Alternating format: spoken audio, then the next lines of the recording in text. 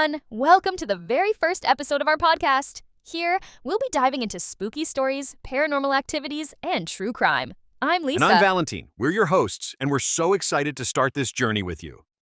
Before we jump into our first story, let's give our listeners a quick intro about ourselves. Good idea. So, where to begin? Well, we both absolutely love spooky stories.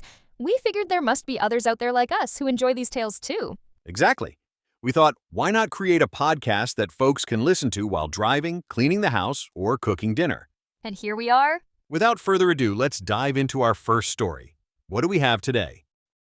So, I've got something super creepy to share with you today. And I literally got goosebumps just thinking about it. Well, you're not going to believe this, but a friend of mine just told me this absolutely terrifying ghost story that happened to them. And it's not just some made-up thing, you know? This actually happened back in Tuan. Wait. This is a real story? With actual witnesses and everything? Yeah, totally. And what makes it even scarier is that it's right here, in our own backyard, basically. You know, at that supermarket in Coromandel? Oh my god. Okay. I'm already getting chills. I actually haven't been able to stop thinking about this since I heard it. It's that kind of story that just stays with you. You know what I mean? So this all happened at Winner's Coromandel, right? And there were these really creepy rumors going around about something super unsettling that kept happening there. What kind of rumors are we talking about here?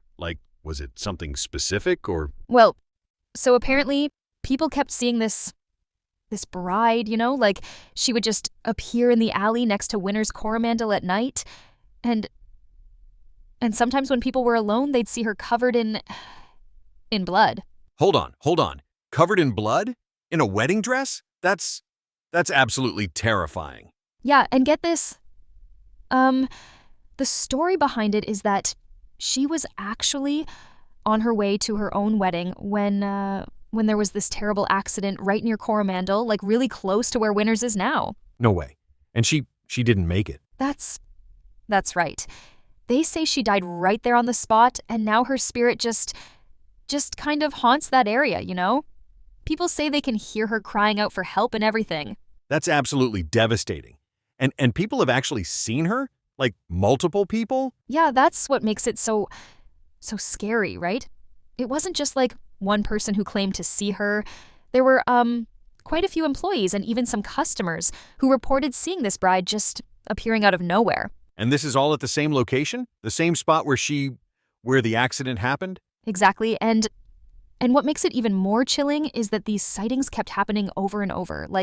It wasn't just a one-time thing, you know what I mean? So, this one time, my friend was actually working alone during the day in the pastry area, and that's where they kept their lockers, you know, where they'd store all our stuff and our mugs for tea and everything. Right. And something happened there? Yeah, so she was making this pie, totally focused on what she was doing, when she heard this really weird sound coming from the locker area. What kind of sound are we talking about here? She said it was like a spoon tapping against a mug, you know what I mean? And at first, she just tried to ignore it because she didn't want to acknowledge it was happening. Exactly. But then it happened again and again, and it just kept going, 2 times, 3 times. Oh my God, that's absolutely terrifying. What did she do? She couldn't handle being alone anymore, so she ran to get her friend because she needed someone else to tell her she wasn't going crazy, you know? And did her friend hear it too? Yes. That's what makes it so creepy. They were both standing there, and the sound it happened again, right in front of them. No way. And what did they do then? They were completely frozen at first. Neither of them wanted to go check the locker room, you know? But eventually they kind of gathered up our courage and... And what did they find? All the mugs, they were all moved around, and the spoons were just... Just what? They were all laid out separately, someone had carefully arranged them, but there was nobody else there. They just ran. They ran as fast as they could. That's absolutely chilling. The fact that something physically moved these objects, that's a whole different level of paranormal activity right there. I know. And the worst part is that they could tell nobody had been in there. The door was locked the whole time, and they would have heard if someone came in. you know? And this happened during the day, in broad daylight?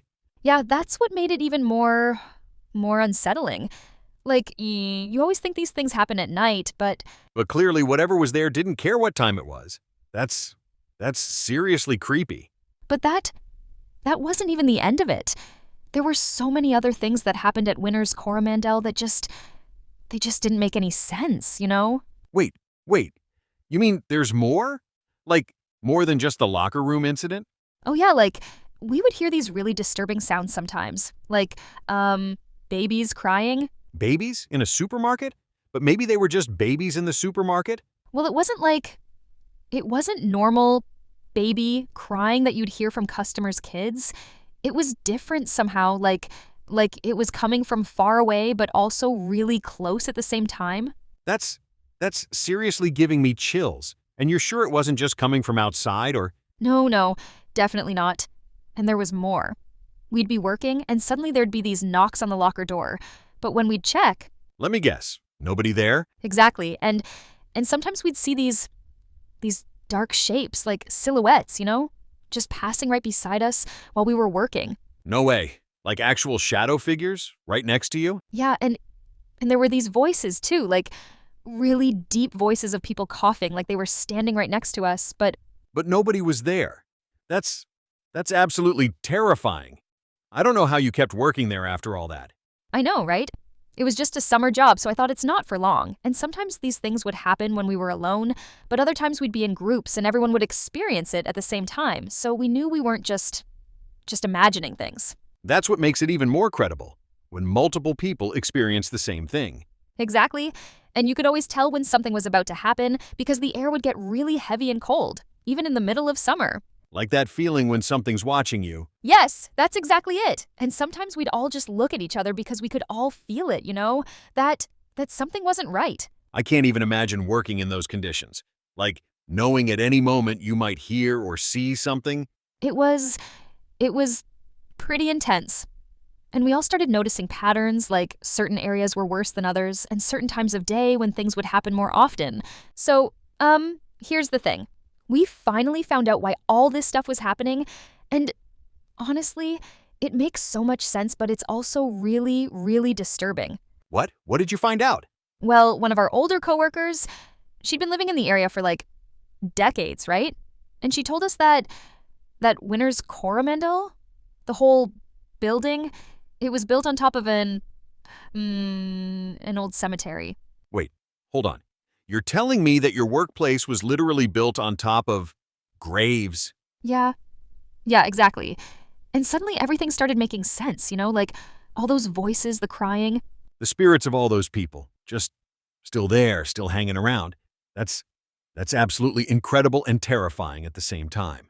And the thing is, well, when you think about it, like disturbing a cemetery to build a supermarket, That's just wrong on so many levels. No wonder there was so much activity. Those spirits were probably trying to tell you something. exactly. And you know what's even creepier? Remember the bride I mentioned earlier? The one in the bloody wedding dress? Oh no, don't tell me. Yeah. Turns out there actually was a fatal accident near that spot back in the day. Like, way before the supermarket was built, when it was still, you know, a cemetery. That just makes everything so much more real. Like all those experiences you had, they weren't random at all. No, they weren't. And after finding this out, it was like every time I walked into that building, I couldn't help but think about, well, who might be beneath my feet. I can't even, imagine going to work every day knowing that. Did it change how you felt about all the activity you experienced? Oh my god, yes. Everything just felt more personal somehow. Like these weren't just random ghosts or whatever. These were actual people who were buried there, whose rest was disturbed. And now they're just trapped there between a bunch of grocery aisles and a pastry section. That's just I know, right? And sometimes I wonder if maybe all those sounds and appearances were their way of making sure they weren't forgotten, you know? You know what's really gotten to me about this whole thing? Even now, months later, I still get chills thinking about those mugs moving on their own and knowing why it happened. absolutely. And the fact that this wasn't just some made-up story or urban legend. Like, there were actual records of the cemetery, real people buried there, and that bride who died so tragically. Sometimes I still have trouble sleeping when I think about all those nights working alone there. Like, knowing what I know now, I don't think I could ever work there again. I totally get that. And you know what's really interesting? This kind of thing, building over sacred grounds, it happens way more often than people realize. Like, there are so many similar stories out there. Oh God, don't tell me that. I already get nervous just walking past any old building now. But you know what I think is really important about your story? It's a reminder that these places, they have history, and and they have memories, right? Yeah, and I guess in a way sharing this story on hearing voices of the dead is kind of like paying respect to those spirits. Exactly. And maybe that's what they wanted all along.